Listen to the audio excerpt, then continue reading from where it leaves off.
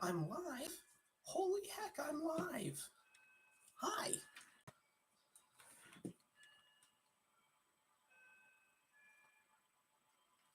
Okay, I'm live. Let's get this posted.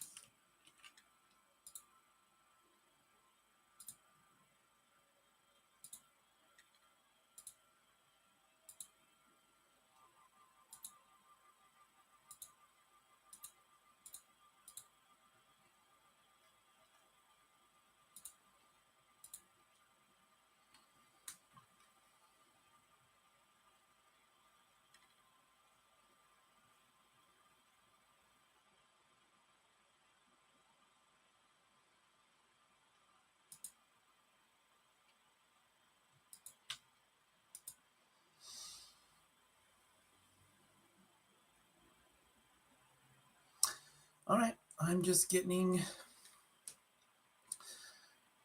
website updated and stuff like that. Let's.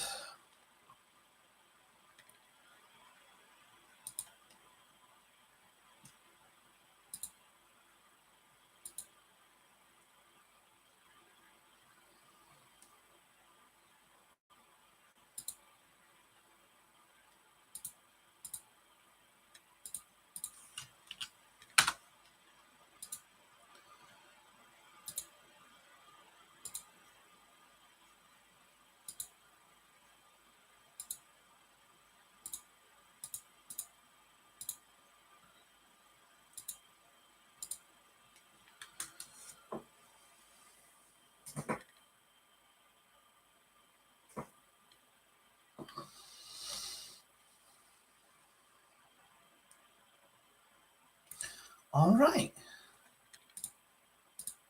It appears that my website is going okay. Nobody here, not surprised.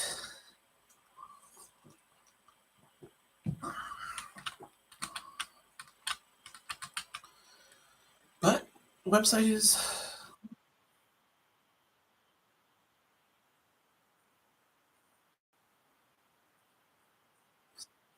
about 4 seconds away.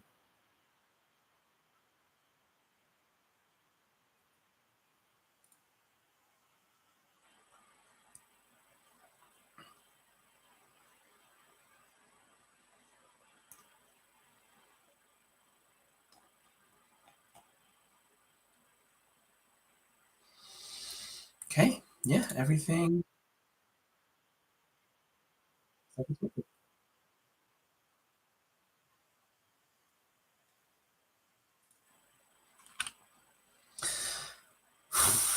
Excellent.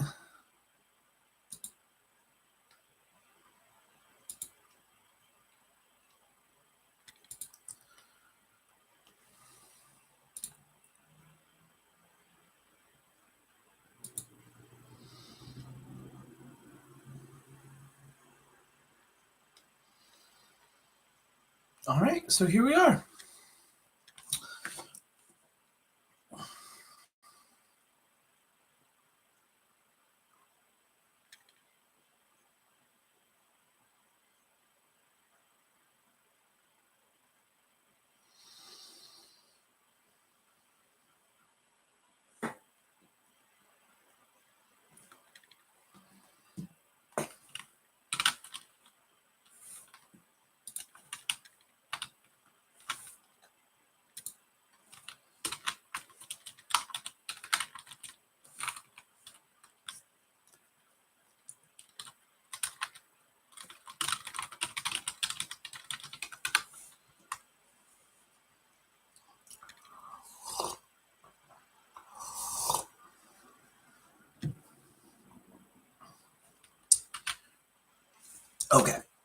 So I'm going.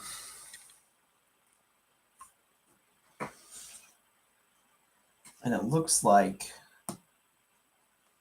so I will, looks like there's various things I need to do. Like I need to verify to be able to post links in my description.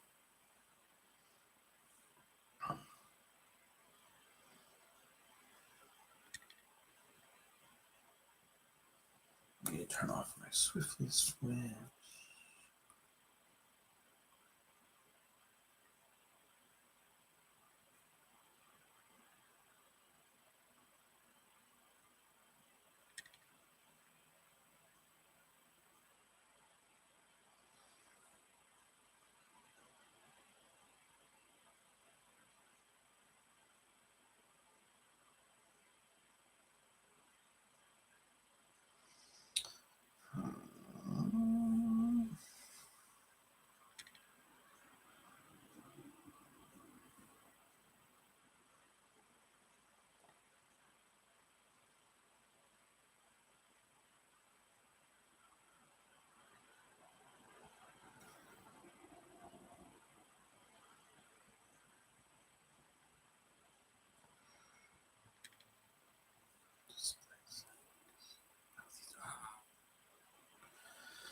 Um,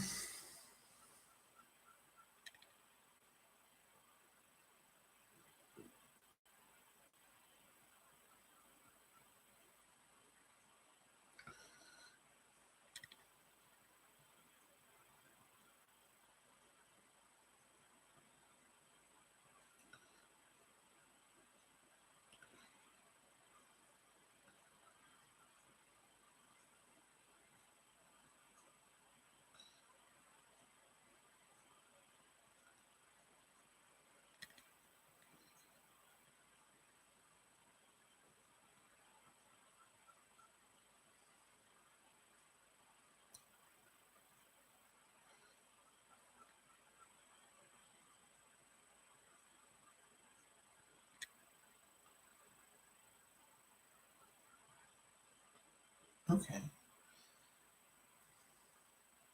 No, okay.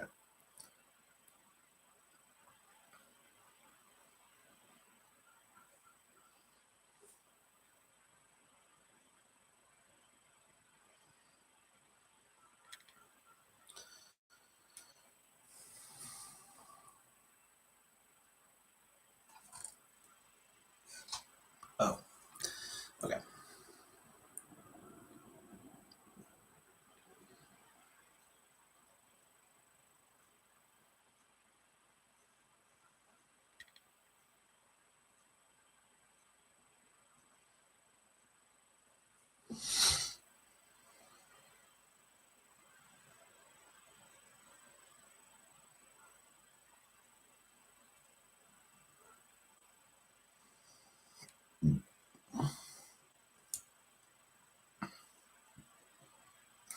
Okay.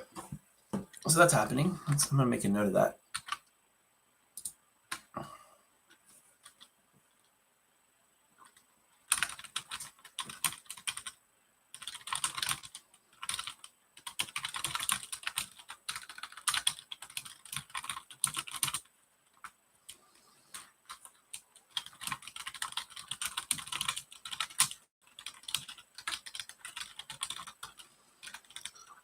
Okay, yeah. So I hadn't done that verification, so I can't post links in my video chat. Or not my video chat, my video description. I sent that in. Oh, and it's verified now. So I should now be able to post links in my video description. Edit. Nice. Okay.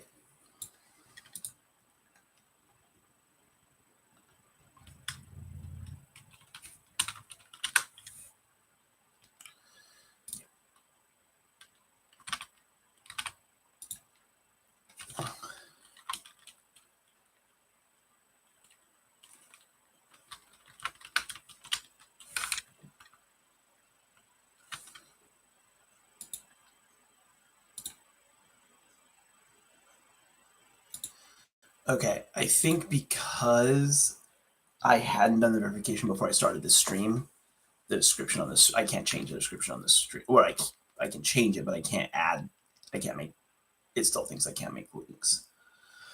So that's fine. The next one, and I want to figure out, okay, I want to figure out what are my,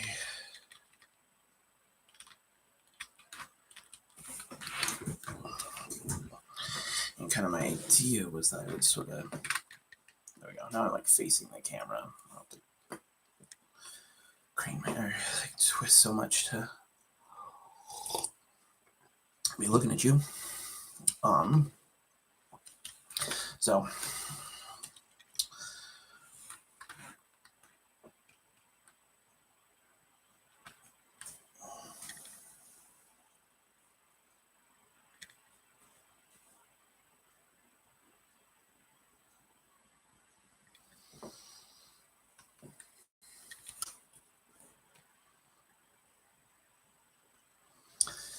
I like Sunday morning. This seems nice. Hopefully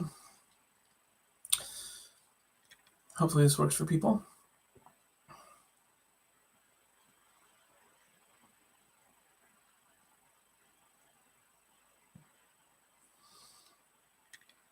One person. Hi, if somebody's watching.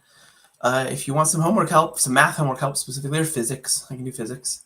Go to thecalculustutor.com. Here, I have stuff up I can share. I thought I did.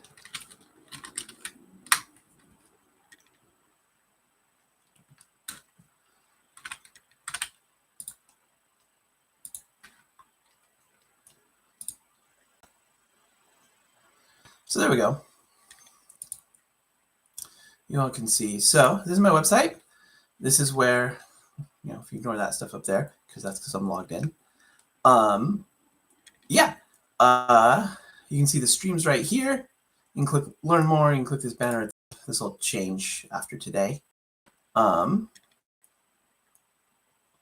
there's a homework submission form for y'all. Is that opening in another tab? Okay, I'll share this tab instead. Okay. Awesome. So if you want to share, if you want to submit homework problems, you can use this form from the website. I'll have links in the descriptions in future videos, links directly to this. I had to fill out apparently there's an extra verification you have to do. And I didn't test posting links in my description. It just didn't occur to me. So you can submit questions this way. This is the preferred way. It's just the most robust and the most organized. It allows you to add images of the questions, images of your work. But because I'm letting people submit files, Google requires that they be signed in to access the form and to submit the form, or to even access it. And I know school Google accounts and things like that can sometimes not play well with other Google stuff, more generic Google stuff. So if you can't access this, that's okay.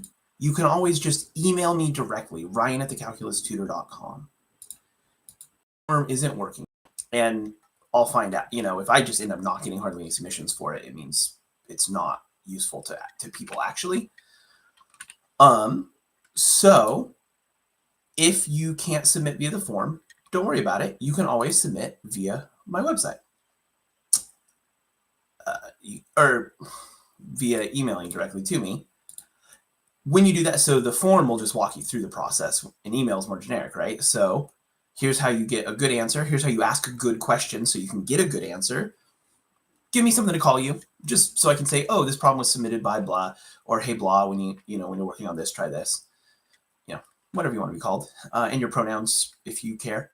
The problem source is really helpful for me and for other students, what class and what teacher. So if you're in, Ms. Smith's 5th period algebra, let me know that. Or you don't have to say 5th period, but Miss Smith's algebra or whatever. We don't have to say the school or whatever. Students who have your teacher will know who you're talking about. Then, of course, ask your question. And don't just say number 8 and send me a picture of the full page of problems and I have to go find number 8 and blah, blah, blah. And you're like, number 8. And I don't know what's actually going on with that question. So what is helpful here when you ask your question is, and not just repeating what the instructions say, like hopefully the instructions are included with the picture, but rather, what were you struggling with? What is your specific question? And I know sometimes that's hard to come up with. Sometimes you're just not sure where to start. And that's fine. That's a specific question. I'm not sure where to start is a good question. But sometimes you do feel like you got a good start, but then you got stuck someplace. And so you can tell me that. I got stuck. You can see my work where I just sort of stopped or whatever. And so you'd say that, also tell me the question number and stuff like that. But you can see my work to see where I got, and I stopped where I got stuck. If you could help me finish off the problem or whatever. And then that will be supplemented by the picture you're going to include. You're going to include a clear, so not blurry, big enough that I can read it. And I'll do my best. I know it's hard to take perfect pictures, so don't worry about it.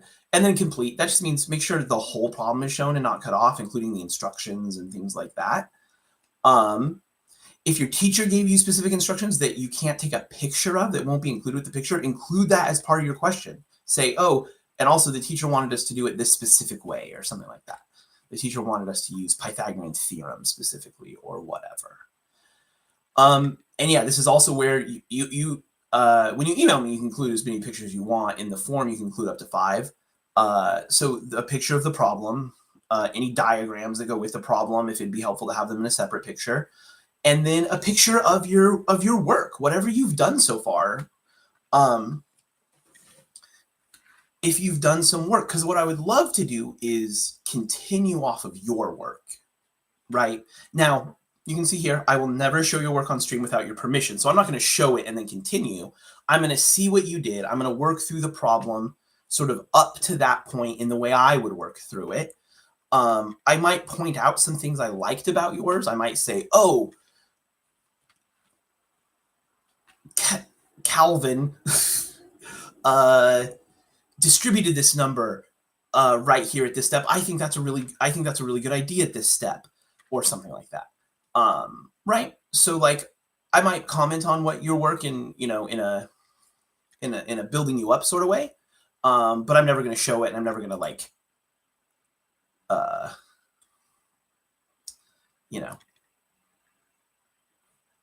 make you feel bad about the work you submit. Put you in a position where you might feel bad about the work you submit. Because you did it. You did some work. That's awesome. Yeah. So that's my website. I guess I'll just leave as sort of a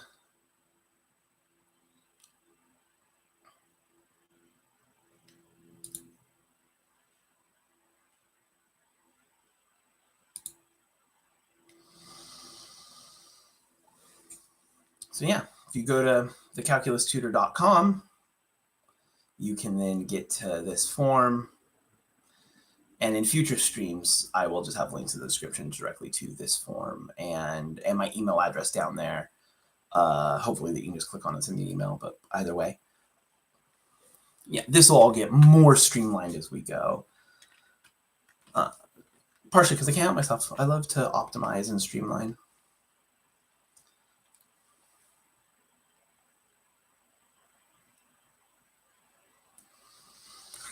Okay. I want to figure out consistent. What are my consistent title and description?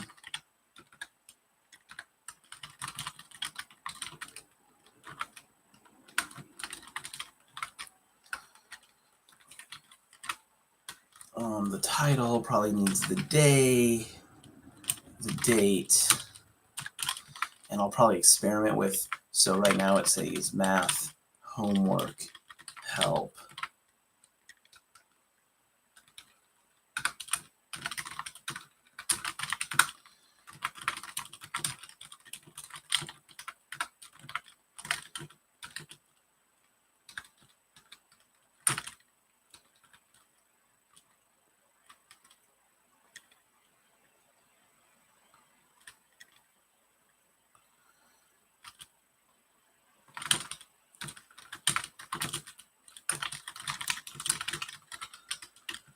Maybe I should switch it up. Maybe I should have a few things I throw in there. Math homework help, math questions answered, doing all the math. Maybe things like that? I don't know.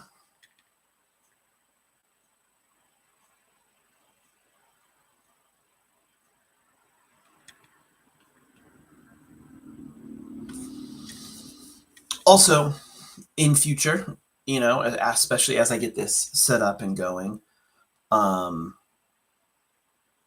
will be working on math problems even when there aren't submitted ones or anything. Like I'm going to go to find, like Reddit and places like that, just find math problems to work on. And there's some math stuff that I always, you know, there's like evergreen math stuff. I'm probably going to just demonstrate how to divide fractions or find percentages, or, you know, just basic foundational stuff, you know, pretty regularly, just as, what do you call them?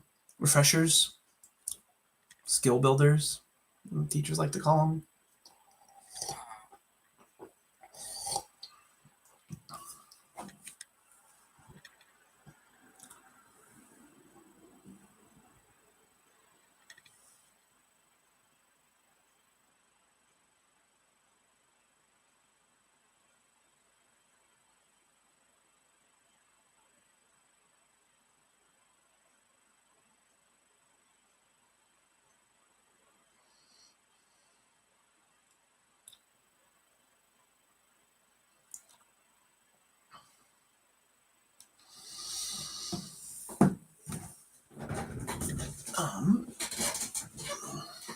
I guess I could check my email. There's nobody in here.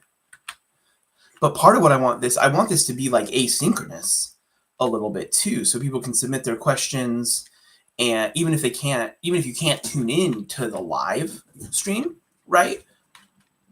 For now, initially, I'll just be posting the full live streams and people can scrub through them. And I know that's kind of a pain for longer streams, but that's right now. I hope to eventually clip out the individual, like, specific questions I answered.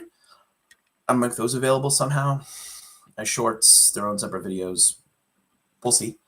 And those will almost certainly have a place on my website. Like, that's my hope, is that the website provides sort of an organizational structure, and then I can, you know, just embed the videos. And so, because YouTube doesn't have great, for my purposes, for educational purposes like this, reference and things like that, Google doesn't have great organization, or YouTube, I mean.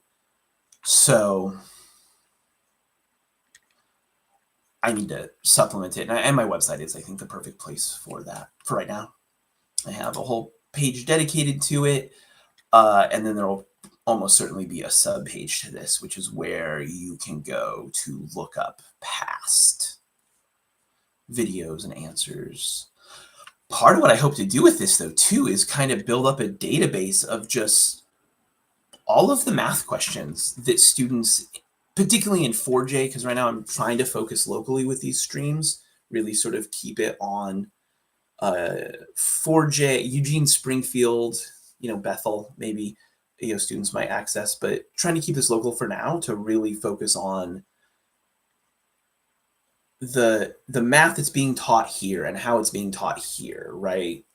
Trying to be a really specific support for students in this area, because that's what I do outside of these streams. This is my first one, so I must have done something else. And I do. I'm a tutor. I'm a private math tutor. I can help with all levels of high school and college, university math, all the way through undergraduate. And graduate level math is not, but like that's a whole different beast. Somebody doing a master's or PhD in math does not need me. So yeah, all the way through 400, 500 level undergraduate classes. But then we can also talk about algebra, pre-algebra, fraction, everything you need to, right? Because we can't understand those upper, more advanced, more. I don't like using language like that, like advanced, as if to say algebra is simple by any means, or because I think sometimes that can make people who aren't connecting to it feel like they aren't getting it yet. And then when you say, well, that's the simple math, that's super discouraging. So no, it's not. I don't want to call it. It's more advanced in that it utilizes the earlier stuff to do more, right? So it's more sophisticated. I don't know, a lot of these words oftentimes carry some judgment with them. When I say sophisticated, that implies, oh, it's better. Sophisticated things are good, less sophisticated things are bad. And I don't really. It's just sophisticated in the sense that it has more moving parts. There's just more to it, simply because it's built on the earlier stuff. So it has all the earlier stuff is important, plus the new stuff. Anyway, so yeah, I want to talk about it all. It's all important, and it all is useful somewhere to somebody. And it can all be used for problem solving. There's no universal math tool really, arithmetic, but even arithmetic can't solve every problem. You have to add stuff on top of it, layer it, make it more sophisticated to solve more sophisticated problems.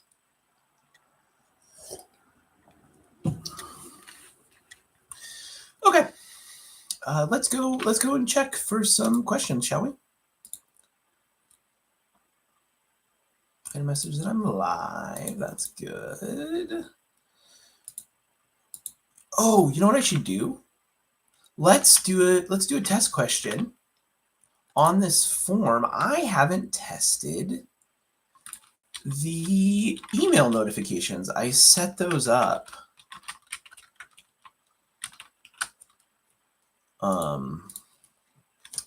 after I tested the form.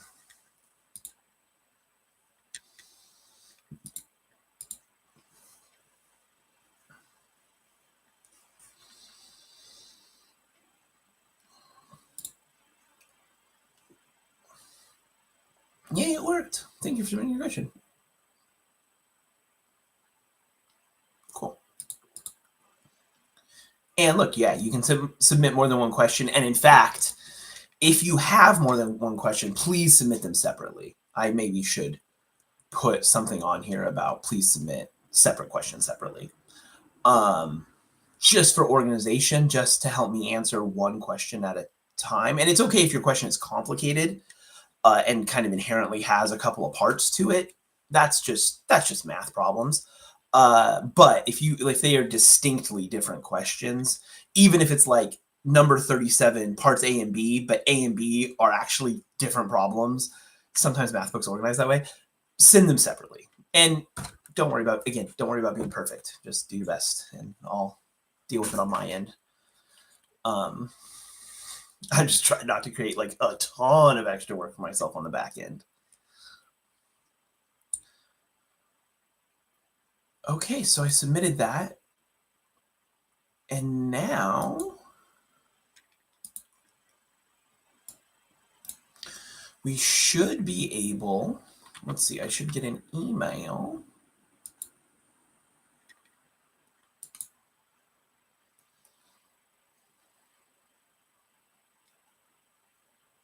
Aha.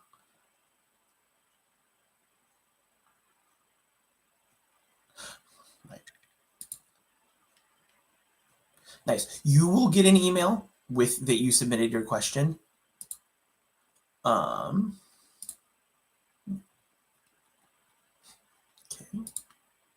And then, yeah. Okay. So when I get that email just tells me that there are new responses. It doesn't actually give me, that's a little unfortunate. But I mean, not terrible, because then it tells me there's a response there. I can go in on my end.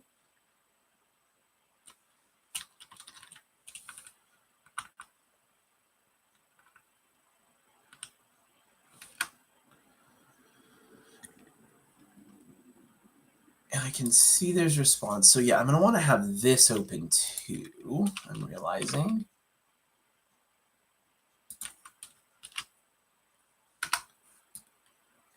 Yeah, so part of this is just figuring out what does my setup look like? What tabs and windows and stuff do I want to have open and where?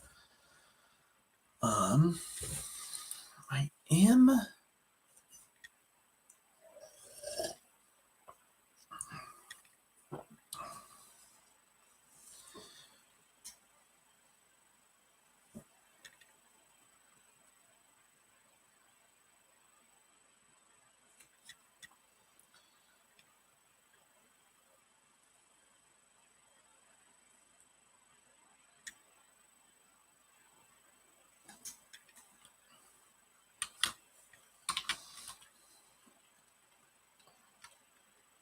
I want to see what this looks like.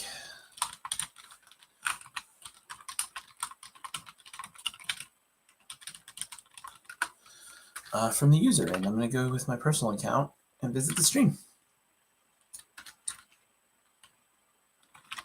Fun, fun, fun. Bog my internet connection down, but...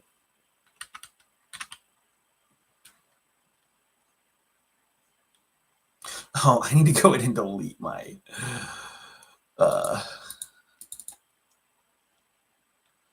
my test streams as well. That's funny. Okay.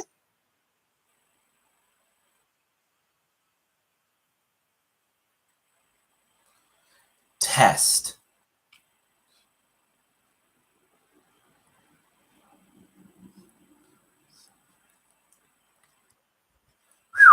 About a 9-minute delay.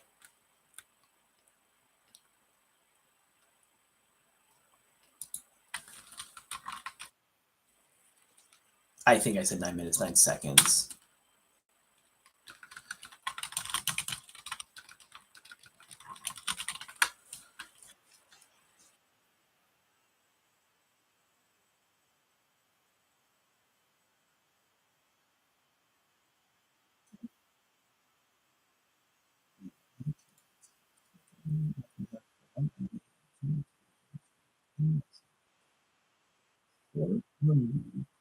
Timeout, hide user on this channel.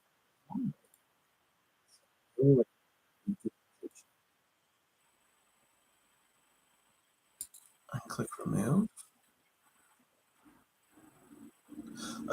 Oh, okay. And then I can delete messages on the back end.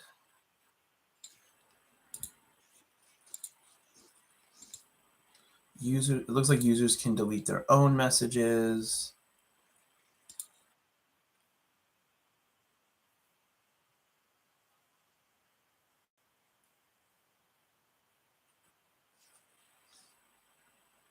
Cool.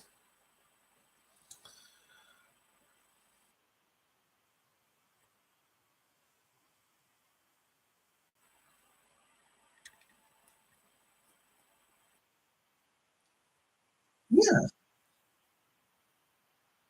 Oh, it's happening.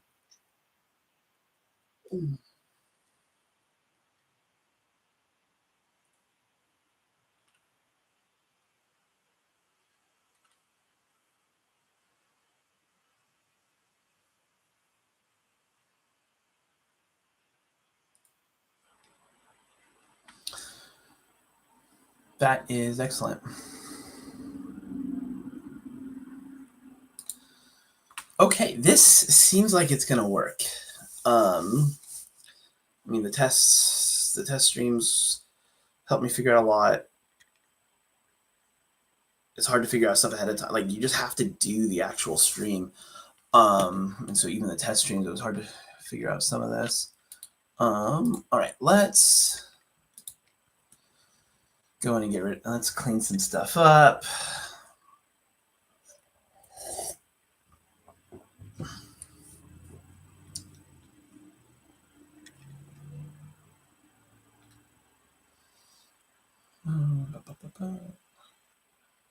Dashboard content, maybe, probably. Oh, I should, okay. I also need to mention this somewhere. Probably in stream descriptions. I'll probably put it on the website someplace. Like, you guys, additional stuff we could talk about, in addition to like physics and things like that, Excel and programming, but like, oh man, I said Excel, spreadsheets, just generally, I prefer Google Sheets.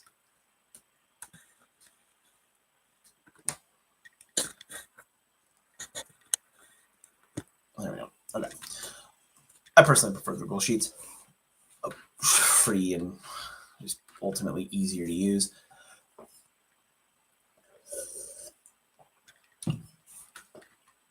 So, and that's what I hope to do a lot with this is like, we'll talk about people's math problems and stuff. And especially if, it's not super slammed, we just have people, one of the things I'm probably not gonna be able to stop myself from doing actually is then taking that homework problem after we've like answered it sufficiently to like for students to get credit, but say like, what else about this though? Or if this was a real life problem, how would we probably go about answering it? Or how would it be different if it was like real life? Because oftentimes, and you all know this, you've experienced this, math problems are very contrived. You look at it and go, well, first of all, the process you're supposed to do, or you think you're supposed to do, is probably not the process most people would use in real life. Now, partially it's because in real life, most people don't remember a lot of the math processes they learned in school, and that's not on them. Apparently they weren't taught them sufficiently to absorb them. And also we give people tons of permission to just tune out from math and forget math and not learn it. Anyway, most people wouldn't use those methods, partially because they're not confident with them, but also partially because they're many times overkill or a bit unintuitive, and our intuition can get us to a sufficient solution. Maybe not faster, but we're more confident about it. And so oftentimes it either feels faster or it at least feels more straightforward. And so one of my goals here while we're working on stuff is to connect those two things. The students I work with, I have the most success, they have the most success when I can help them see that they already understand, not like know or have been exposed to, but they actually understand a lot of the math. They're struggling with the math classness of it, right? They're struggling to take their intuitive understanding of the math and express it in these really specific ways that we expect people to express that understanding in math classes in school generally. And so my goal, at least one of my goals, part of what I'm trying to accomplish here is teach people to remember that they can rely on their intuition even when it comes to math, and then help people connect that intuition to the math classness of it. Because vocab is important, and understanding the names and the actual processes is powerful. It's not better in every way than an intuitive understanding, even if you can't express that intuitive understanding in notation or concisely in sort of a math process. The intuition a lot of times will solve more problems and get you further. So yeah, so anyway, I hope to do that. And I brought this up because a lot of times what I'll want to do after we figure out a math problem the way the teacher or it's supposed to be done in that math class, well, a lot of times I'm going to want to like take it and put it in Excel and say, yeah, but look how we would actually do this. Like if you needed to do something like this, like you got some weird task as part of your job that's similar to a math problem or whatever, most times you're just going to throw it in a spreadsheet if you know how to use them, which is why everybody should learn how to use them.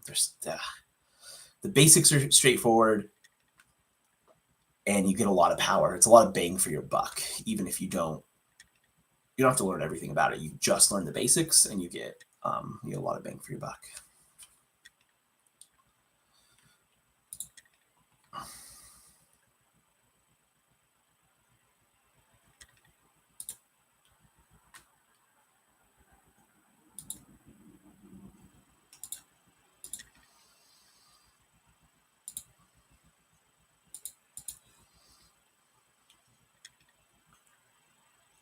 Ooh, there's automatic chapters. That could be useful.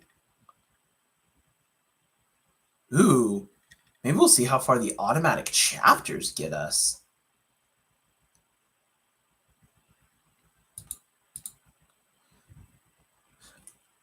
Okay. Deleting test streams forever.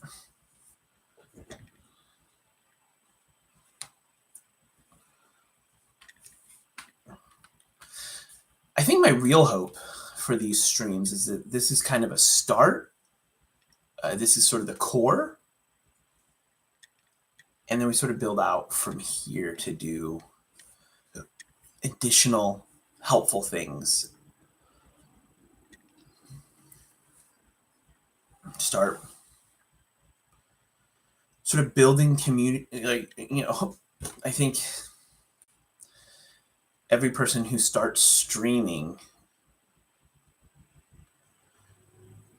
has to understand that they, at some point it occurs to them that the audience that they're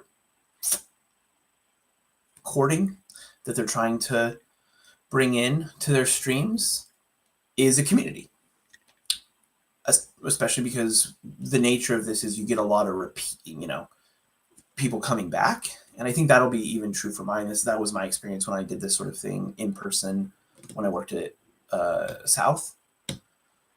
Before or after school, I would do homework help and people would come in. And I got a lot of regulars. I assume that'll happen here. I really hope this provides something that can be part of people's homework routine.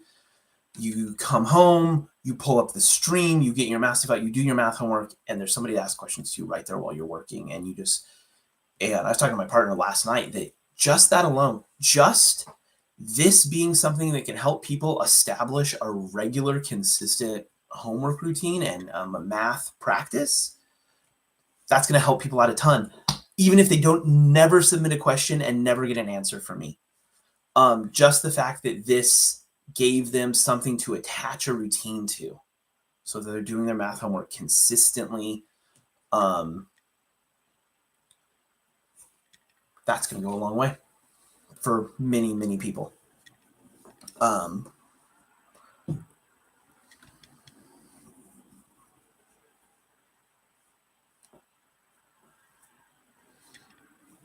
then, you're pulling this up.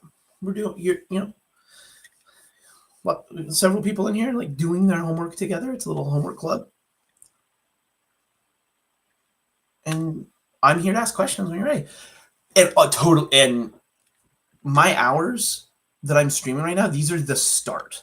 I am not committed. I'm committed to these hours for like this week and at least through next week, maybe the week after. We'll sort of see. It depends on how quickly I can get information about like when it seems like would be more ideal times.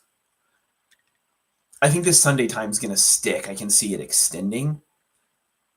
I also want to, I haven't built any into the beginning of this, but I want to do some late night streams. I don't know why. I love doing math. I love doing math kind of first thing in the morning and late at night. Weird.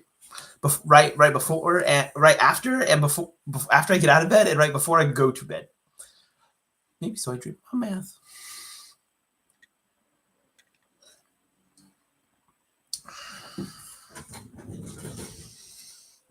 I have an email. Let's see.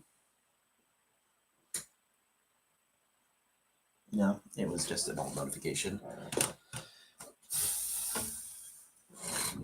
Check it out. I filled up, instead of just doing 1 cup of coffee's worth in the French press, I filled it up, so I have 2 cups of coffee's worth.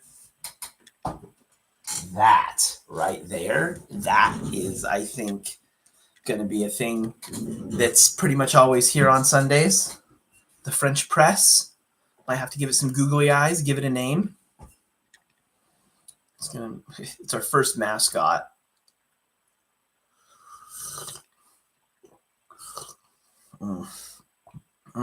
So this is completely trivial and doesn't matter. My first one was coffee, dark roast, with some packet of Swiss Miss and some milk in it. And I love doing that to get sat down. That's like my transition drink. I like that to get settled in. And now it was basically gone. I just refilled it with just straight black coffee. And so just a little bit of the last of the milk and a little bit of that chocolate, and it gets mixed in. It's mostly black, and it's so good. The chocolate, the sweet, the creamy helps me get settled in, but the black coffee is focus fuel.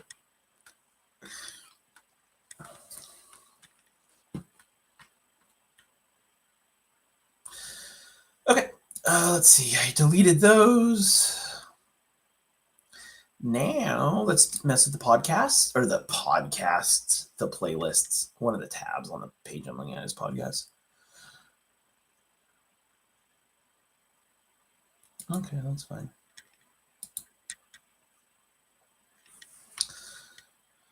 Okay, we're gonna.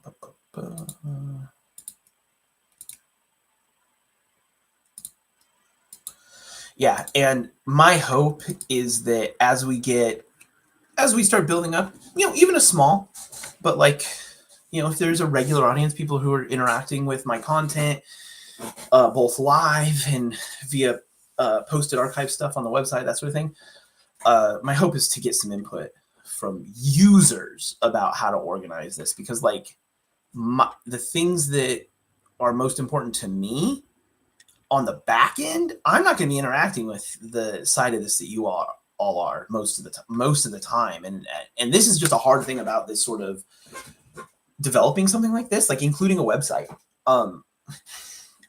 My partner makes websites, and they're in the back end. I mean, because they make the websites, they have a good process built in for often going to the front end and looking at it, right? But like that's a thing they had to build in because they don't need otherwise to visit the front end. They wouldn't, a lot of the websites they build are not websites they're going to go to. They sell a product or they offer a service or whatever that, my partner doesn't need. So anyway, yeah. So this is the hard thing, is like you get too much in the back end and you like the way the back end looks. Like this works perfectly. This works perfectly for me. But then it, there's all sorts of friction for the actual users or something. So all that to say, actually, okay. I'm going to make a note of that. Some sort of like feedback.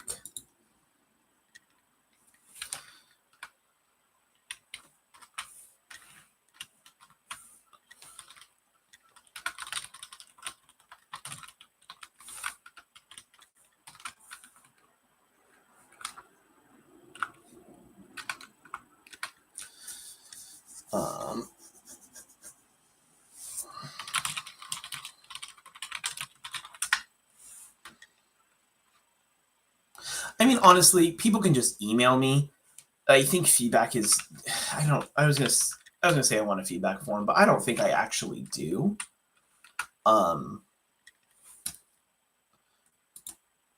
Because people aren't going to use it. I think if people have feedback, they're going to put it in the chat or they're going to email me. They might use the homework feedback form. I just think having an extra form is probably going to clutter stuff. So for right now, and this is actually my goal, the whole process for the whole life of this, I hope, is keep it simple, straightforward.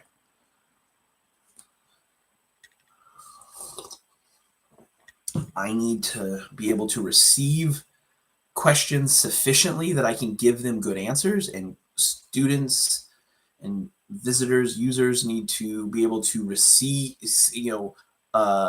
consume those responses from me in a way that they can easily access. So the one thing that's hard about this that I haven't figured out yet, and I needed to be doing it to figure this out, is a little bit more the real time back and forth. So, because that's one of the things, like when students would come in when I was in the school building, before, after school, things like that, they'd have a question. I would do my best to answer it, but throughout, I'm getting feedback from them about whether they're understanding. Maybe they'd stop and ask questions. I can see their facial expression, all that sort of stuff. So that is something that's missing from this. My hope is that the live stream chat helps a little bit, that the person whose question I'm answering also hops in the chat so that they can clarify in case I'm not actually answering the question that they were trying to ask. I misread it, or I just am responding. I'm not responding to the part of it that they actually needed the most help with, or whatever. Again, this is why, asking good questions gets good answers, but it takes practice, right? So, and you can ask the best question in the world. It could be the best formed question ever, and I still might do a poor job of answering it. That just might happen, right? Communication is imperfect. I was talking to my therapist actually about how low bandwidth verbal communication is, and just lamenting how slow, relatively, because we have computers, right? Like, once upon a time, the fact that we could communicate verbally was a game changer for us. But like nowadays, now that we have computers to compare ourselves to, it's hard. It seems so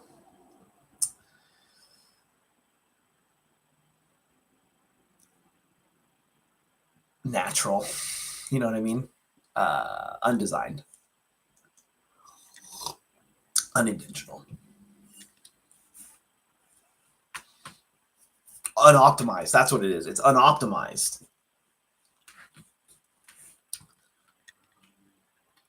We just need to optimize. We just need to optimize human language and speech. I believe endeavors like that have been undertaken, and they're generally not good. The people who actually undertake those endeavors in my instinct is often people want to assert their language over others rather than actually figure out. And even then, even if they do try to go at it from a more general, non-supremacist attempt, a point of view, position, it's still, I don't know, it still seems like they often can't help but assert the superiority of the thing they're trying to do over the cultural value of natural languages, which are useful. I'm not trying to dismiss that. I'm just mostly riffing on my frustration with the low bandwidth of it. Okay. Man, yeah, getting stuff cleaned up here. My partner did my website. At the bottom, you can find their credit.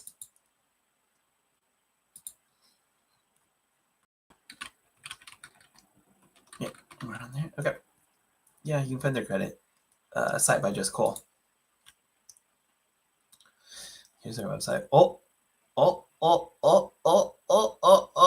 They like silly things. They like silly movements. They wanted their website to kind of look like their desk, and so there's stuff all over. Does that stuff change? It used to. Once upon a time, this stuff was a bit randomized, but I think that was the tough thing with randomization of design, is that it has to work for every possible combination, or you have to build in to keep it from doing certain combinations. And it's just, anyway, that was their website. You know, anybody who needs a website, they're actually first and foremost a print designer. Websites is just where graphic design has gone as an industry, largely, like where a lot of the work is. But especially if you need some sort of like print thing, they would love to work on a print project. Those get fewer and fewer every year, it seems like.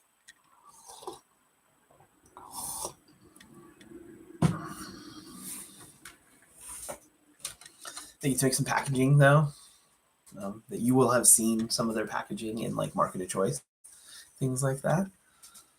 I don't want to talk out of school about what they've done, because I don't necessarily know what their current, like, of the clients they work with. I don't know which products and which clients are still using their designs or have switched to new ones, or which designs of their products are necessarily Kohl's. I would probably recognize their style just if I saw a random product. But yeah, their website has a portfolio though, so like if you cared, you could go. You know, if you're interested, you could go look there. And essentially, I'll just let them share their work for themselves via their portfolio, their website, their public-facing stuff. Okay, we're about an hour in. I've had, I think, 2 visitors. One of them may have been from when I was in there, and it just delayed a long time getting rid of me, saying there was one showing that I was in there. So I may have only been 1 visitor at one point, which is totally fine. I expected this to be slow.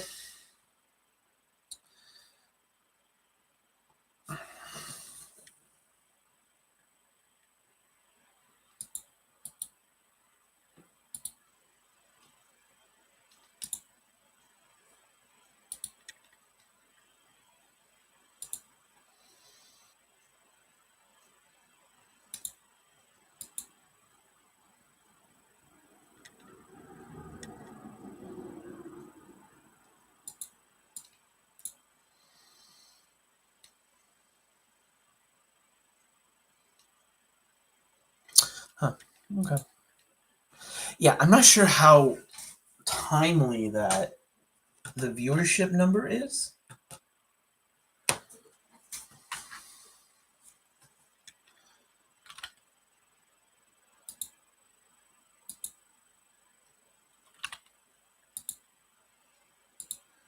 Oh, I'm going to delete my test.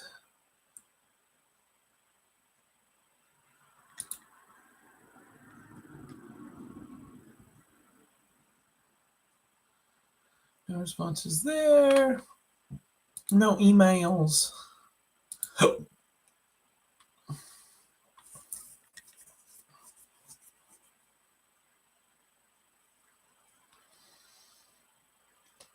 Cool. Okay.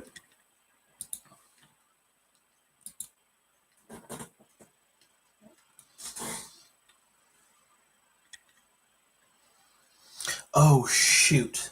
Well, I still have an hour, so there's time. So another thing I need to do.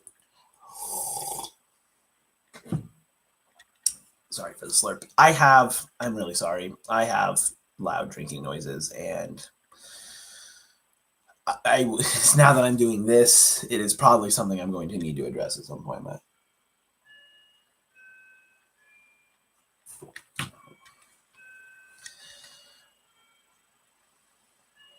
So if you're popping in, if you're saying hi, just seeing what this is about, we're answering math homework questions.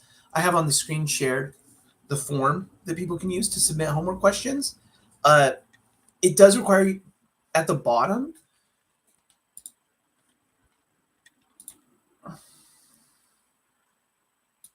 Oh, wait a second.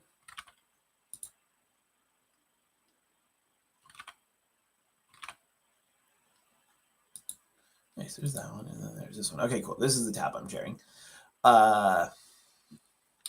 So it does require you to sign in with a Google address or a Google account because you can submit files. Even if you don't submit files, you still have to sign in because it's a setting on the form.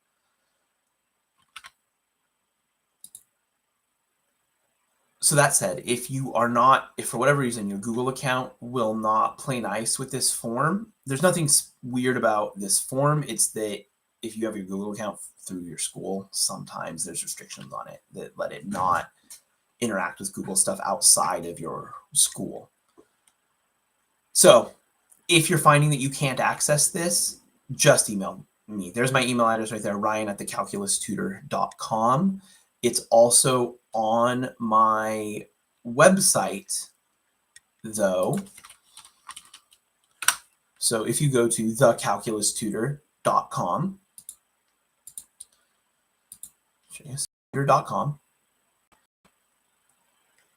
you can, and then you'll have to, okay, well, that's fine. You have to go to the stream page.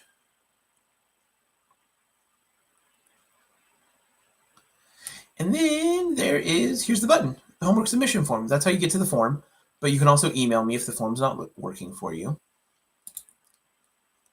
But if the form is working for you, it has a place for you to tell me who you are and how you'd like me to address you, both the name you'd like me to use and pronouns, if you care. And then just so I can say, oh, this question is submitted by blank, or, so when you're working on it blank, try this. It's just nice to know how to refer to people. Where did the question come from? What teacher in class? Mr. Engstrom's geostats, whatever. That just helps me sort of say where the question is from, so other people know if it's relevant to them, if they're in the same class. So yeah, where did the question come from? Mostly class and teacher. You can tell me period if you want. You can be more detailed, but that's all I really care about is which class and which teacher. And then go ahead and ask your question. Be as specific as possible.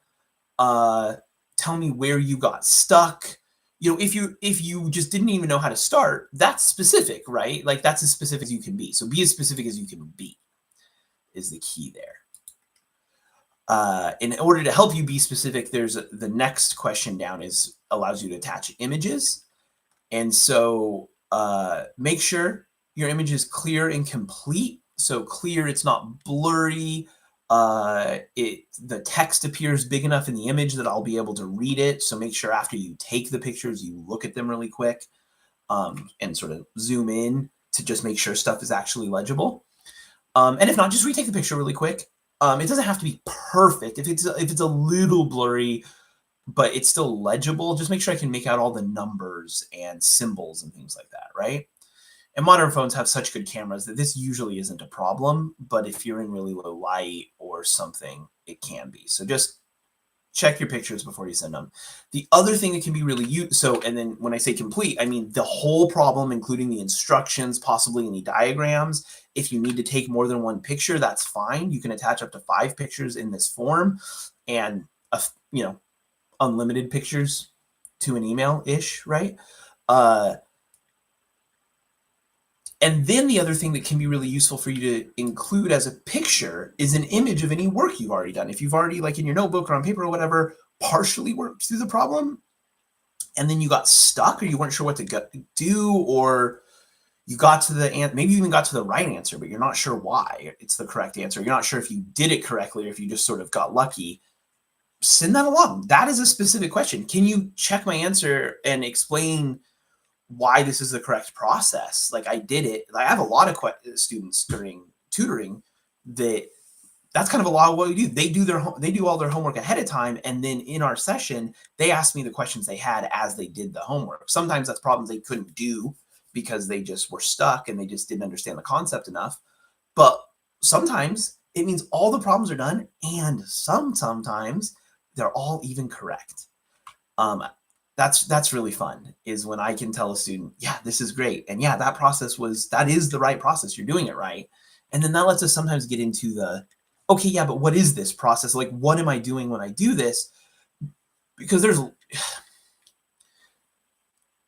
the way we teach math largely in America, in the West, and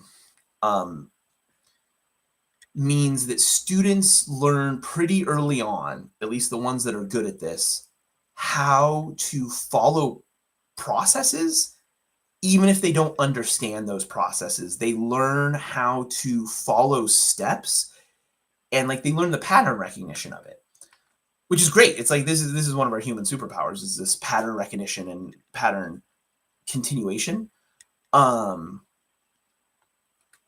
But that does mean they're not learning the math content. And if they learn this early enough and spend enough time doing it, they get so good at it. I currently have a student who's like this, often brings me questions that they have answered correctly, but does not understand anything of what they did. It's a weird thing that we can do as humans, as like, that you can do your math homework 100% correctly and still not understand it. That to me hints that we have a problem with how we teach and evaluate math and all that sort of stuff.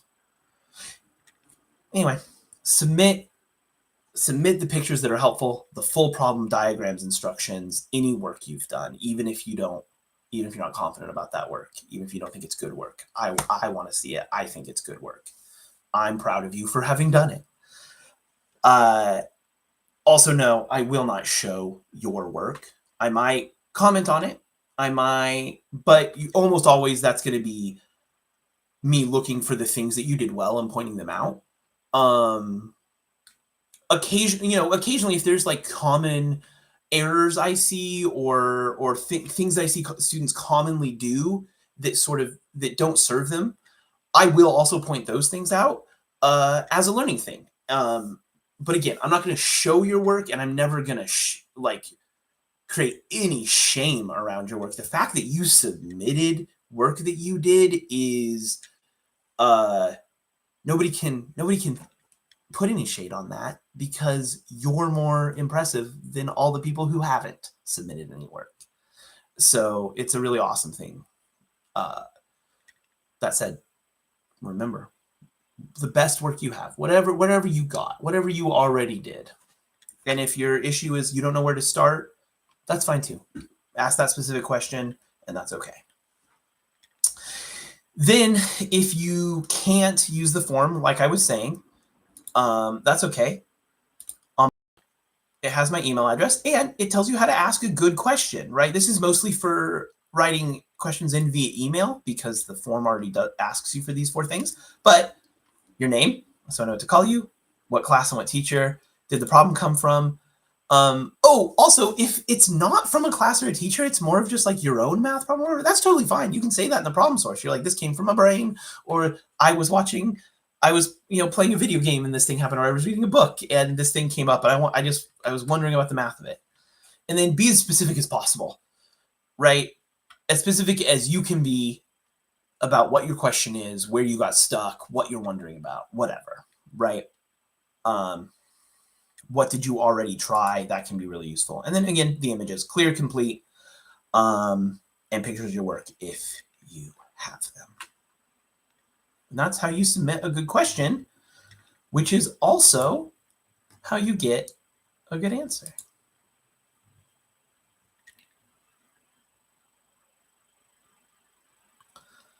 Oh, it'd be really nice if I could. Oh, okay.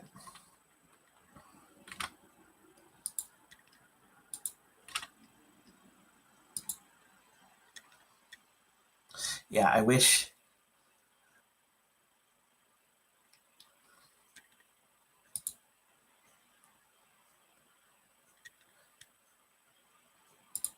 Yeah, if there were just a few more things not on my screen, like this bar or the sharing bar is what's taking up a bit of the space, I could actually show this whole thing.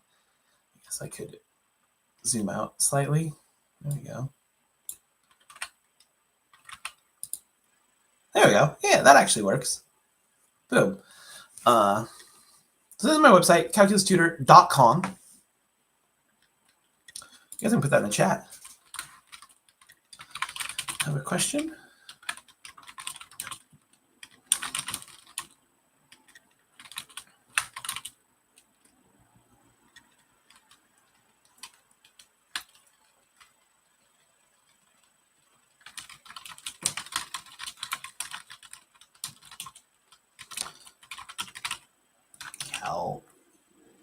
Calculustutor.com.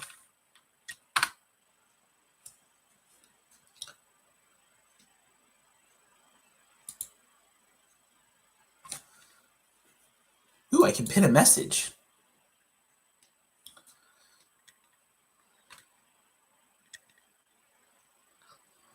Neat. Okay. That's neat. Pin a message.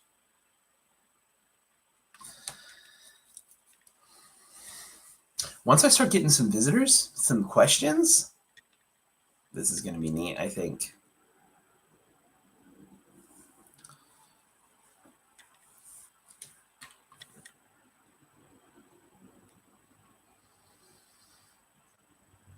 Oh, okay. The other thing I still need to do for this is I want to send emails to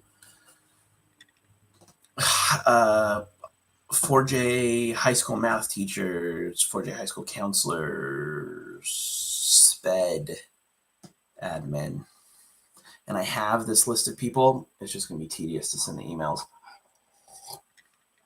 because I either have to look up the email addresses one by one for, I don't know, 70 people, 70, 80 people.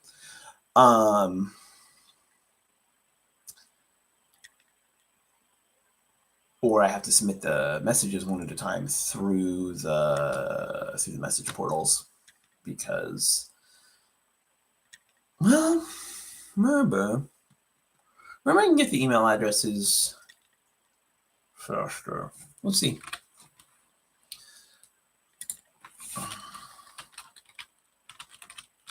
So I've already made a list of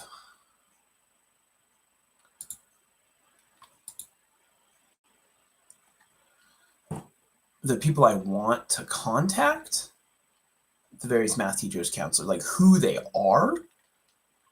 And I've actually taken flyers to all of the high schools to be given to all the teachers and counselors. I left SPED and admin out of that list just to save myself the printing. I left some flyers in the offices too, that people can find. And but yeah, part of what I want to do with the emails, I want to attach I want to attach a flyer link to the playlist or the website. Okay, I have to. Sharing. There isn't a way to oh wait, there is. I guess I'm sharing. I can mute my mic. It looks like I can't actually turn off my webcam feed. I could stop sharing and I could end the stream, but I don't know if I could start up the same stream again. Because I need to step away for a second. So here's what we're gonna do. I'm gonna make a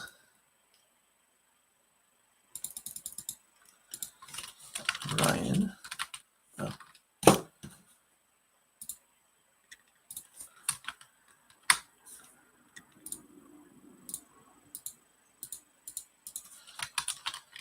Ryan will be right back.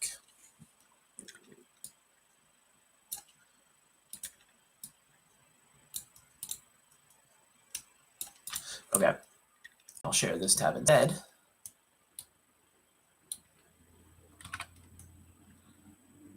Nice. And okay. I'll be right back. I need to pop away from my desk.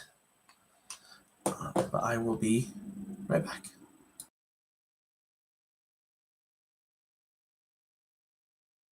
Actually, maybe I'll leave a message here.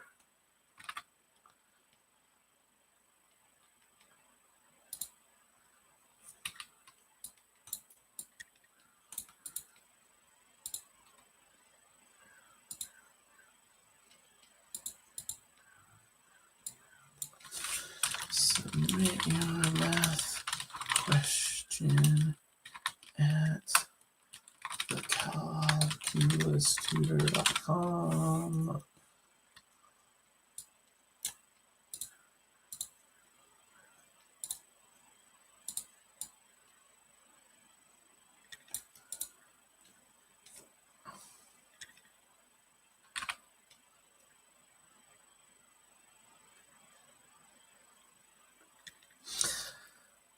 Okay, cool.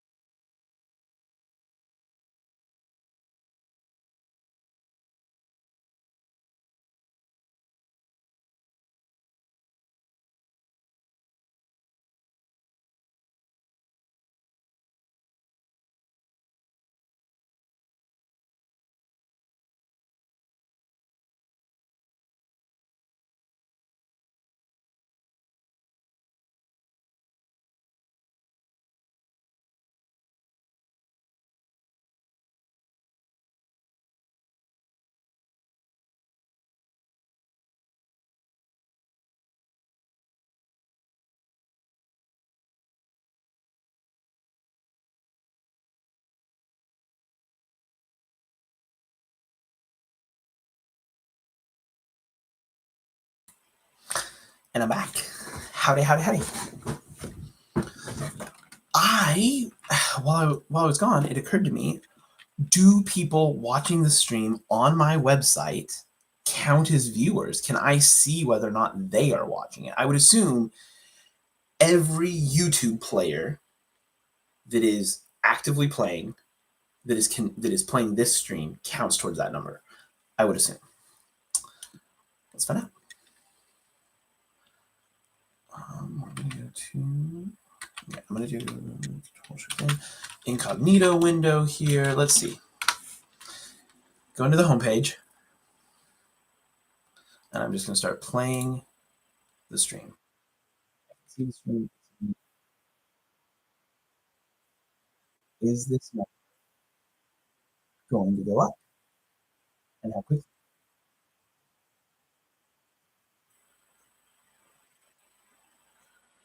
So yeah, this is playing. It's playing on my website. You might even be able to hear in the background. Sorry. And there we go. The number went up.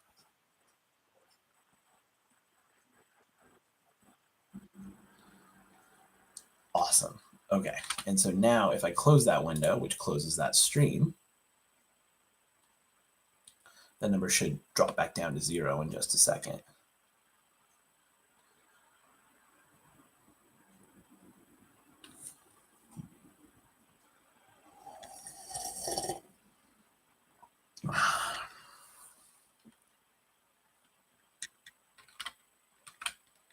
Yep.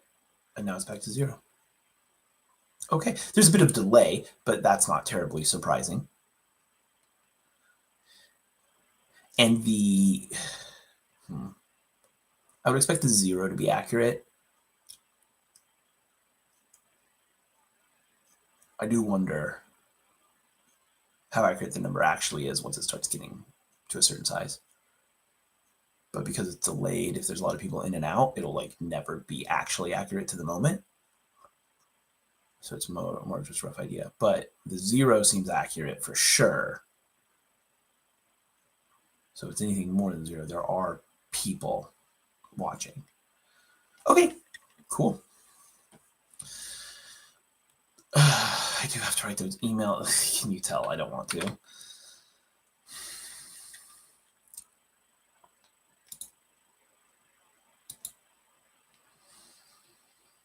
So the point of the emails is to be another point of contact to let the teachers at these schools know that this is a resource that exists, that's out there in the world and available. Oh, I guess I can get rid of the Ryan. I'll be right back. Ryan is back.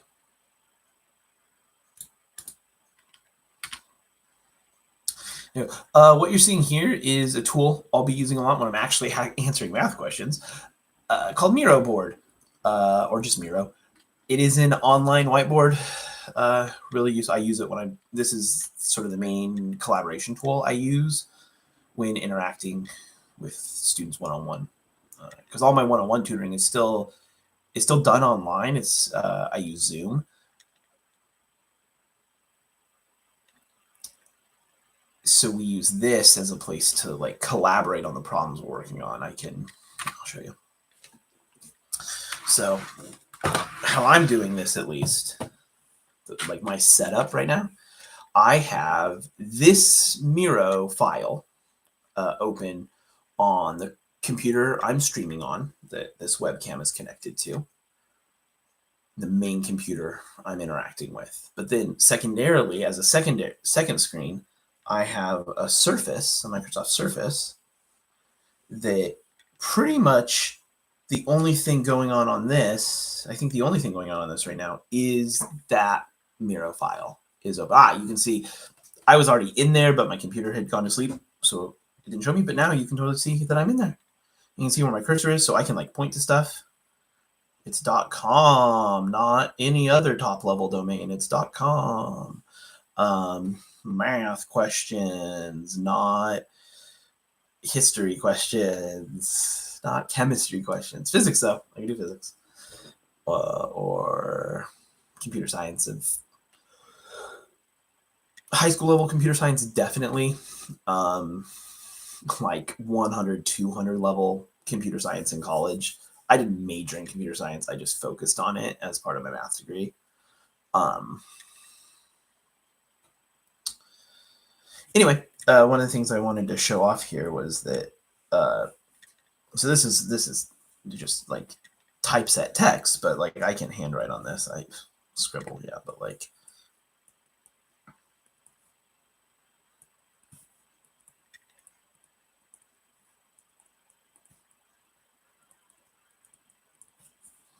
hi, how's it going? Right? That's pretty cool.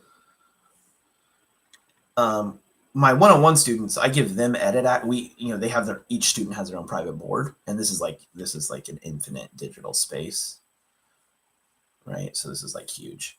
So, oh, you can't see what I'm doing there, the fact that I'm zooming out, but I can't. Oops, nope. I don't want to do that. I want to bring everyone to me.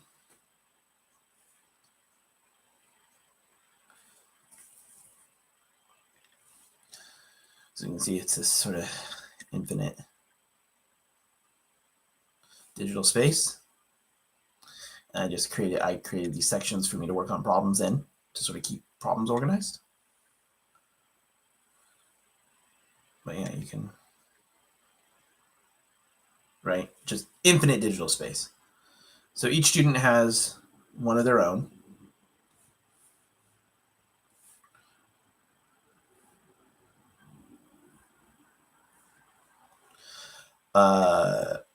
Yeah, and I give them edit access. For right now, I will at some point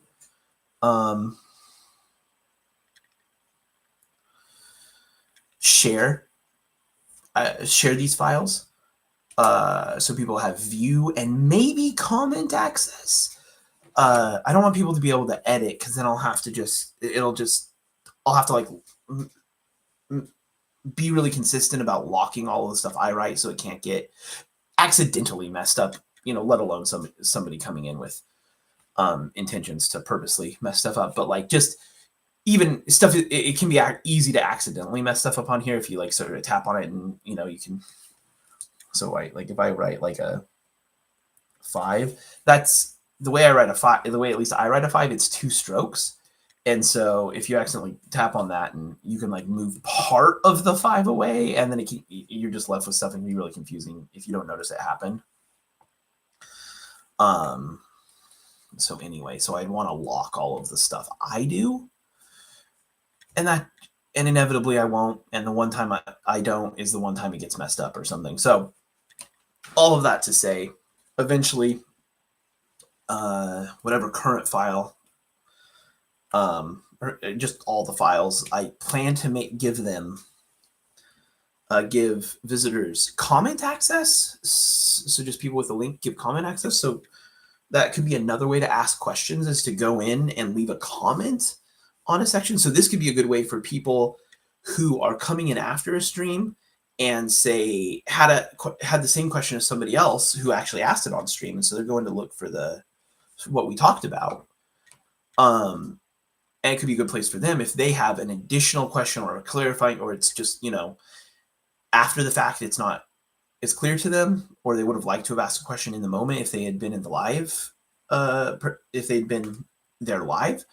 So that gives them a way to then highlight something and say, hey, can you explain this more?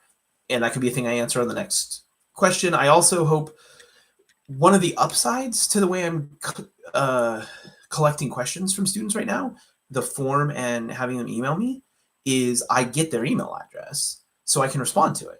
And so that's another thing I plan to hopefully do, is also just everybody who submits questions, they'll be available here, but I hope to actually respond to people individually and say, hey, the answer to I responded to your question on today's stream. If you weren't there live, here's the link to the stream, and the timestamp would be totally dope. Obviously, if this gets super popular and I'm answering lots and lots and lots of questions every stream, it becomes more difficult to do that. So this right now is something I kind of want to try to commit to, while, at least initially, while traffic is low, and I have the time to do it, but I do understand that might be a thing that I just have to retire once, or if the streams get populous enough, if there's enough visitors. Actually, the visitors don't matter. If there's enough questions that get answered, to where that would just mean, I'm sending emails for an hour after stream or something, right? As you can see, I don't like sending emails. Because I'm sitting here talking about this instead of writing the emails I need to write.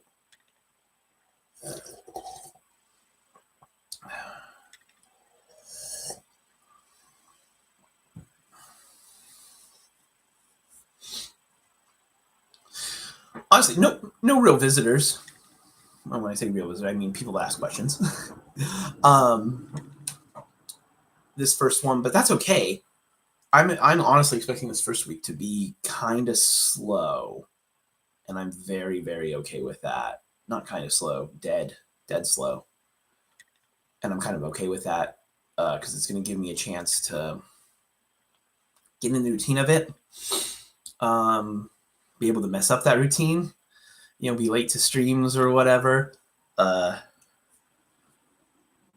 without too much pressure.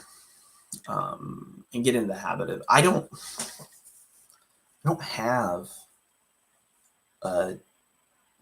like a regular daily schedule. I mean, I live in the same calendar. I live my life by the same calendar you all do. So I have my, Sunday through Saturday pattern, but even within that, it's not super consistent. Consistent things like this are tough for me, actually. Like I already know I'm going to hit a point where just doing another stream at the same time for the same amount of time is not going to feel good. So I'm trying to figure out how I navigate that. I'm trying to hope that there's an other side to that's just a feeling I'll have at some point for a little bit once I get used to doing the streams, right? And it's not a new thing I'm doing. It's a thing I've done, a dozen times, several dozen times. And I don't have to think about it too hard anymore. That's when the monotony of the routine might start to get to me. I'm hoping because these are only 90, 120 minute streams, that doesn't actually happen too terribly, because I don't have to be here for that long of a time. That's what's tough for me about like a full-time job, is that you have to be at one place regardless of what's happening, really. Even if there's not really any work to do and things like that, you just have to be there for like 8 hours. That's so ridiculous. That's not a thing people were meant to do. Or at least it's definitely not a thing I can easily do. It's always been a struggle for me.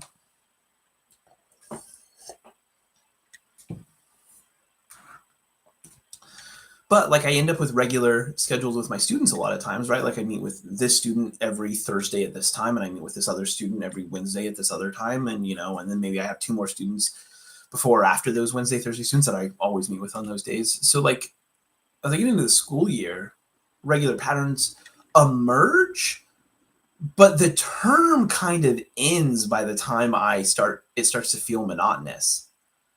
So, and then there's always a lot of shakeups, students canceling sessions, me needing to cancel sessions, whatever. So yeah. So anyway, that's an aspect of this I'm nervous about. I just, something I see down the road for this is, but hopefully keeping myself free to adjust the times and things like that to the times that seem to work for both me and students, users, visitors, participants. And hell, maybe I'll reduce, the number of days of definitely scheduled streams are definitely happening. Sundays will probably stay probably around this time. I like this time on Sundays. for streaming. This was the one time I was most sure about, actually, was the Sunday time. The other days of the week, like I said, I would like to do some late night streams, whatever that ends up looking like. So whether that's starting at 8 or starting at 10, I'd like to see what might work for students. Again, to help facilitate that math homework routine, right? There's like student athletes and students who have like a lot of extracurriculars or things like that, or jobs. Maybe they don't even have the opportunity in their life to do their homework, to even start thinking about doing their homework until like 8 o'clock at night, 10 o'clock at night, right? And granted, I would hope maybe just even pulling up the VODs of the streams could kind of be a similar thing, but you can't interact with them. So having nighttime streams could also be useful for certain students. And I like I said, I mentioned earlier, I really like doing math like first thing in the morning and also late at night.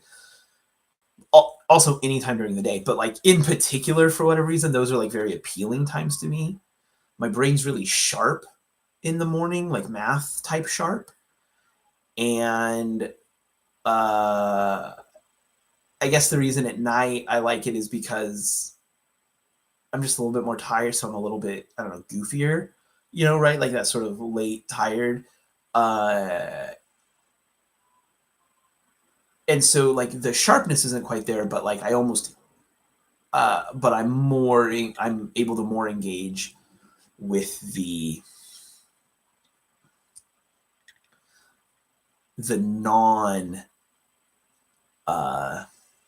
procedural parts of math are even more enjoyable type of thing. So yeah, there's reasons and there'd be good things for streaming later at night for me.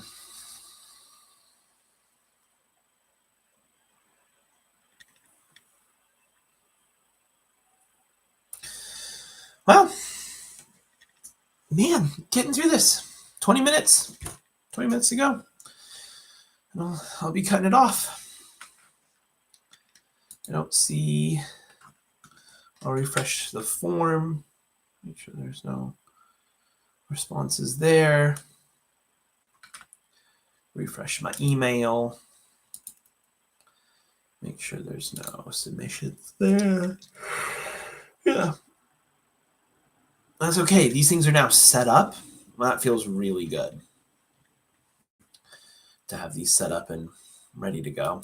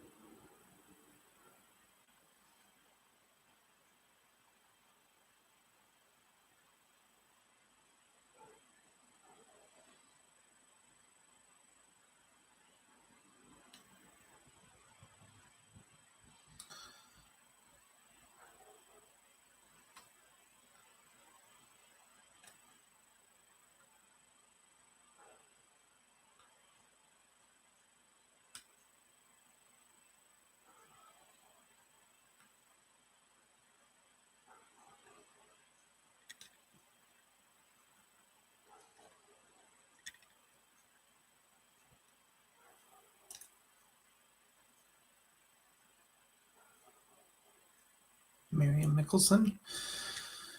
All right, we'll see.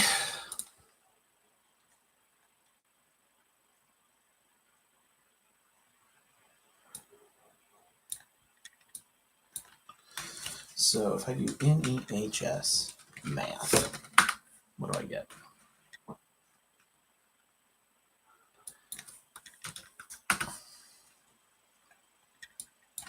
If I do north math, what do I get? Aha!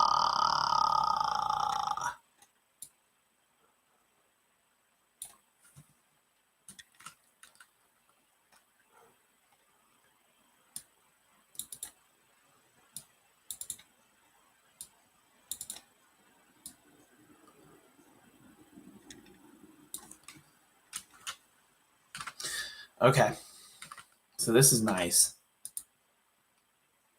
It looks like I am going to be able to capture the email addresses a little bit faster than I wouldn't be able to. So that's nice. If I just do north on that, give me everybody. It does, and then I could group by this, and then okay, hot, excellent. This is okay. This might actually be a little easier than I feared.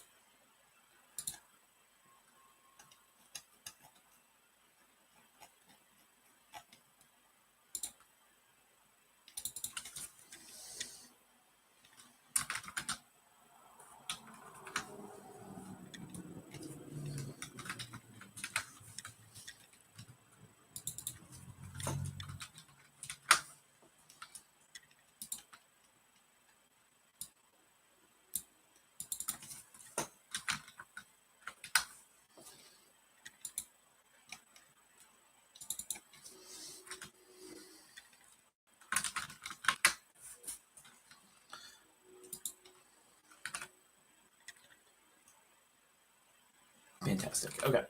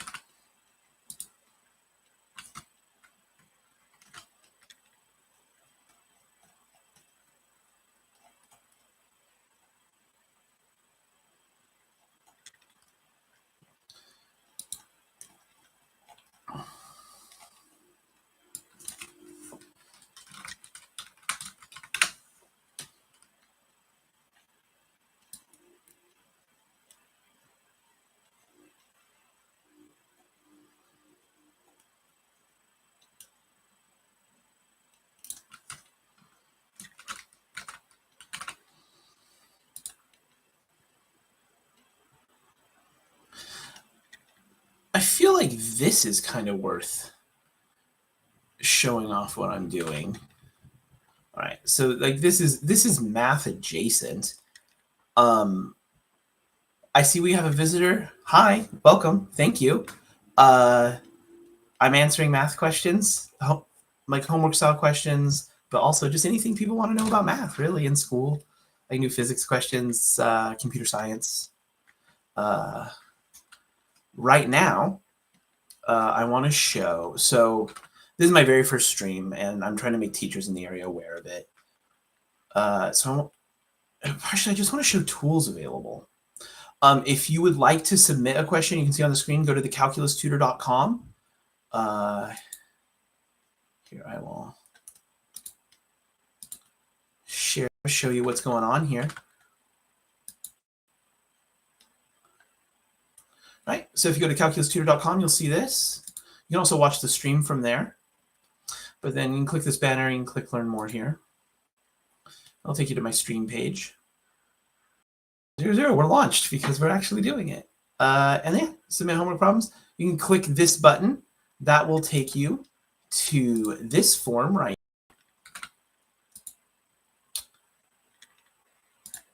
where you can submit a homework question or a math question. It does need your email address because there's a place for you to submit pictures of your question and any work you've done. So it has to, Google forces you to sign in. If you can't sign into this form because like your school Google account locks you out, school Google accounts can be weird. So hopefully everybody can access this. But if you can't, you can just email your question directly to me, ryan@thecalculustutor.com. There's also an email address right on the website page. And click there and just send me an email. Here's what to include with it. It's just all the stuff that's on that form. And so here's your guidelines to asking a good question so I can give you a good answer.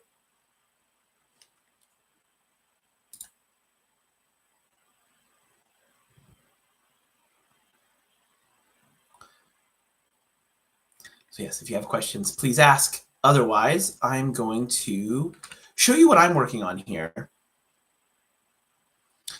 So let's do, okay,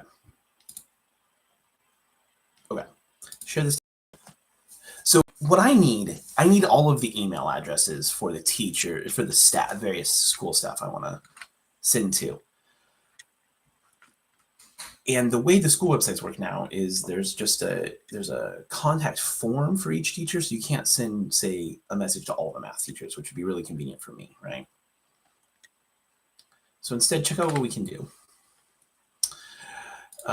We go to the 4J website. So actually, so 4j.lane.edu, and then there's a directory link. You get to the school directory. And so now what I'm going to do is I'm just going to type in, I think I'd already done a search for South. But now if I take all of these, and so often the way things are laid out on web pages when you see like lists like this is they're using tables. A design element referred to as tables. If you know anything about building websites or CSS or HTML, you know about tables. But those tables, when you copy it, it understands the table formatting. And so when you go to something like a spreadsheet, which is just a table, a generic table, you can paste it in there and it just recognizes all the rows and columns. And now check out what I have. I have a list of all of the email addresses. Now I don't want all of these email addresses, right? So what we'll do is we'll come over here. We'll drop this down. Actually, hold on. Let's highlight everything. There we go. Now we'll drop it down. And I'll just do just A to Z. It doesn't really matter. I'm just trying to get all the stuff.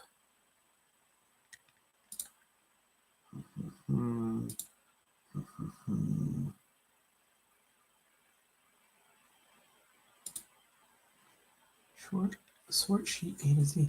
I think it's doing it by the last name. So what if I just click on this? Sort sheet A to Z. Oh, there we go. Okay, yeah, sorry. Because I had highlighted everything, it was just doing the leftmost column.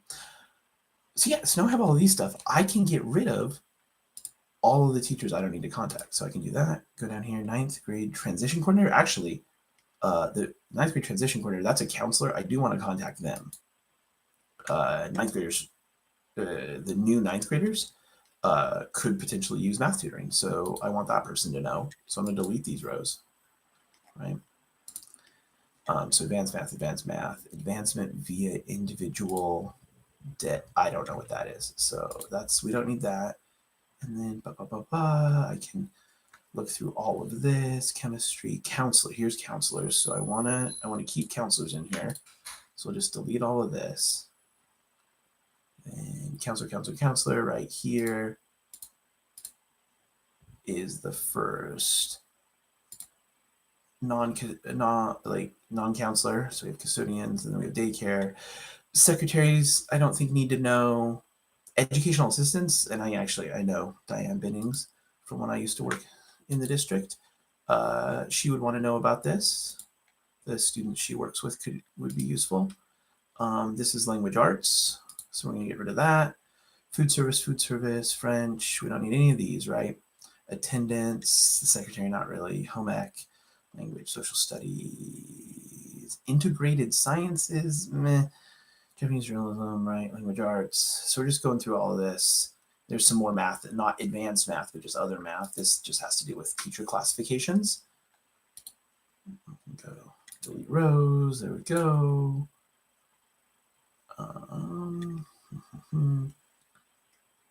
Math. Okay, media specialist. We'll get rid of that. That's the okay.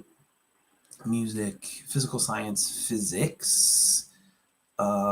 I'm not going to email. I'm not going to send messages to those teachers yet because I'm not specifically, explicitly supporting anything other than math right now.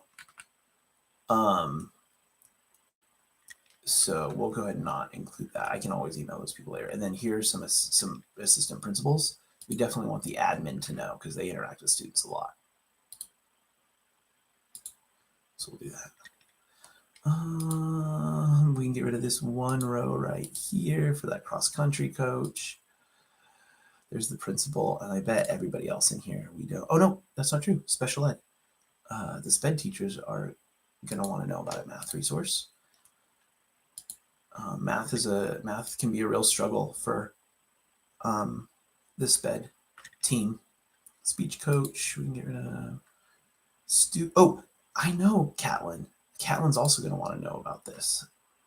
So, student achievement specialist. I was trying to find him the other day and I couldn't figure out what his title was. Because I was trying to figure out who the other type of people I should message. Like people that have his position in other schools. I couldn't remember what his position was. Oh, they have student teachers listed. That's fun. Substitute teacher on special side. I don't know what this TOSA is actually doing. Oh, this is Q. I don't know what Q is. A TOSA now. That's cool. Or right now. Temporary. Okay, this all looks. So yeah. So that was a little slow because I was explaining it as I went. These other 3 schools, I'll probably be able to do this whole thing.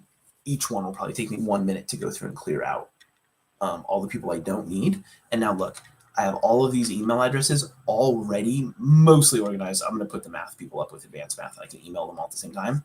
But this way I can, and I'll put the transition coordinator down with the counselors, all that sort of stuff.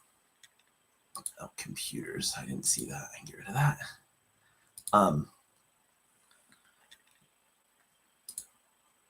So I'll organize them. But that way I can send a single email to the math team. And that way I can address write the email knowing that it's going to math teachers, and I'll tweak the email a little bit to send it to the counselors, and I'll tweak the email a little bit to send it to special ed, and slightly differently for principals, right? And so I'm going to need to write like 4 or 5 versions of this email, but then I can just send them to all the math teachers all at the same time, right? My hope is that by limiting it down to small groups like this and having the messages be slightly different between the groups, that I also avoid the district spam filters. That's the need. So yeah, anyway, I just want to show that like this is a totally non-math spreadsheet thing, but it's very useful. Just spreadsheets are so incredibly useful. They're probably one of my most used tools for problem solving. Besides just like math as a technology, as like a abstract technology, this as a concrete technology is probably my most used, at least for problem solving purposes. Yeah, for instance, my entire so for my private tutoring, that when I do one-on-one tutoring, I have to keep track of how many hours and how much people have paid, and I also want to keep track of like notes for students and things like that.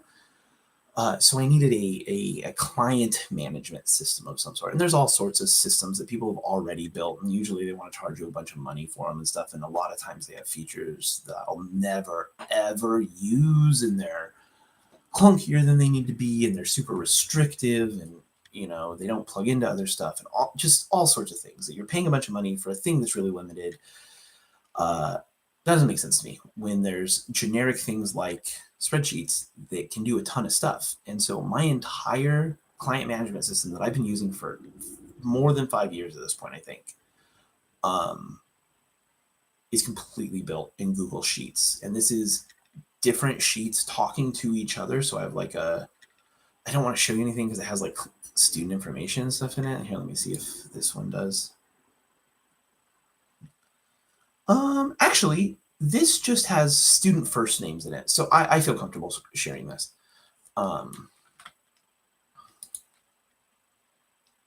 Let's do it. Okay, shut this down. I'm not going to scroll around or anything. I just sort of want to show you. So this is where I track stuff. My billable out the date, my billable hour. I fill this out: billable hours, non-billable hours, the client, the project, and the notes for that particular whatever hours I'm tracking for that particular one. And so, yeah, you can see, I had a student a few days ago on the 17th, Brianna. We mostly worked on prime factorization, so that's where I put that. I also have another place where I have more robust notes for this student. And so this is just like an overview, so I can quickly look at what we went over. And then because we have that other thing, whereas you can see this other student, Ben, a little bit more detailed here because this is pretty much the only place I keep notes for Ben. And yeah, just an overview, how it went, what the topics we talked about, anything of note that would be useful. And then I can scroll back through this or go to previous months, and it tracks my hours for me. And now what happens is, so this is me, Calculus Tutor. Leibniz is my project name for this math streaming. And you can see I have a project journal for that set up. So I have a more robust place to take notes. So I just link to the project journal. I don't actually say anything here. But when I choose, so here, let me show you. If I'm going to, so like I have a student after this, like a one-on-one student. So I hit new entry, and you can see it takes just a second. It's a spreadsheet. It's slow. But I'm fine with that. I can hit that, drop that down. It gives me a new entry area. Something happened with my borders here.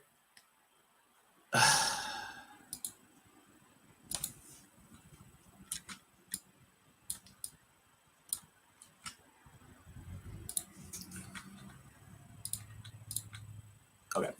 I don't have none of my borders there, but I fixed them. But anyway, so it pops up a blank when it puts the date automatically in the format I prefer. I can, this is how I like clock in. I just put the time and in as in that's the time I came into the thing. But I can drop this down, but really what I do is I type here. So I can type like my next student is that Brianna student. So I can start typing and it finds them in that list for me. And then it pops up the projects I have going for that client. For most students, I only have one. It's our current tutoring. But like for me, for the calculus tutor, so I like to track when I'm working on my own stuff. I have a few projects. This is when I'm just doing admin stuff. This is when I'm working on marketing. So I can track those hours separately just because I like to. Anyway, I do this. I can put a note here.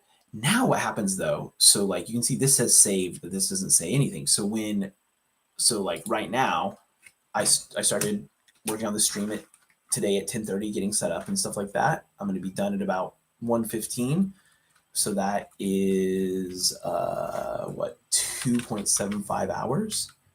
I have to do all this math in my head, but like I could set it up to have a beginning time and an end time and have it calculate that automatically. But like this isn't a thing I needed to do for me. I can calculate the amount of time myself really quickly. But I put that in there, and then what I do is I go over here and I drop this down. Now these update and save, I put these there because this is additional functionality I'd like to add, or the update really is there. This doesn't do anything. the saved is a state for it to change to once it's saved. So I would hit, I'll go ahead and do this right now. I'll hit submit, and we have to give it a sec. And oh, look, change. What it's doing is it's taking all of this information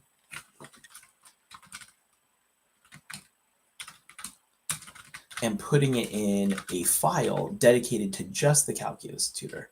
I can show that off. I'm sure I'll show this off later on a stream where there's actually people. But anyway, yeah, so the power of it. And that's it. That's our stream for today. So now I need to figure out how I end this. For now, I'll just say goodbye. There's nobody here, I don't think. Thanks to the people who did participate. Or people who did stop by. I'll see y'all tomorrow, Monday. I'll start at 3 and I'll go until 4:30. So that's right after school for local students, Pacific time. All right, bye.